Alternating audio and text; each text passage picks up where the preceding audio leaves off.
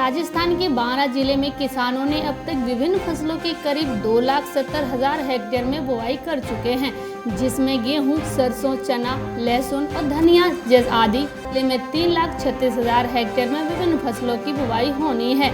हालांकि इस वर्ष किसानों का कई फसलों से रुझान घटा है तो कई फसलों में रुझान बढ़ा भी है।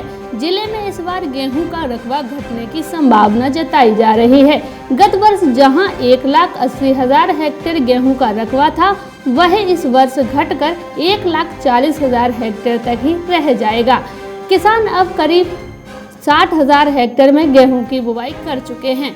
वहीं सरसों की 89,500 हेक्टेयर में बुवाई हो चुकी है। गत वर्ष जहां 23,000 हेक्टेयर में ही लहसुन की बुवाई की गई थी, वहीं इस बार करीब 36,000 हेक्टेयर में लहसुन की बुवाई की गई है।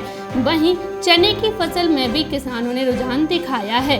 गत वर्ष 25,000 हेक्टेयर में चने की फसल किसानों ने की थी, जो बढ़कर इस वर्ष करीब 70,000 हेक्टेयर तक पहुंच जाएगी।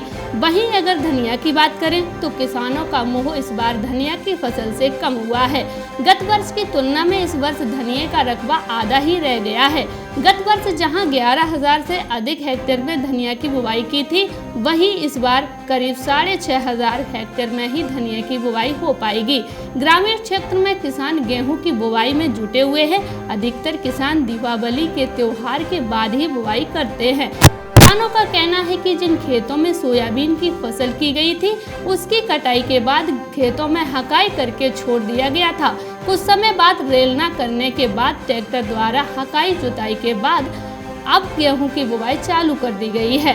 हर किसान अपने हिसाब से गेहूं की बुवाई करता है, जैसे 30 से 40 किलो बीघा के गेहूं और 15 से 25 किलो की DAP खाद की बुवाई ही करते हैं। किसानों का मानना है कि इससे पैदावार ज्यादा निकलती है। फसल को पकाने के लिए 2 से 4 बार पानी की जरूरत पड़ती है। Bureau report, market times TV।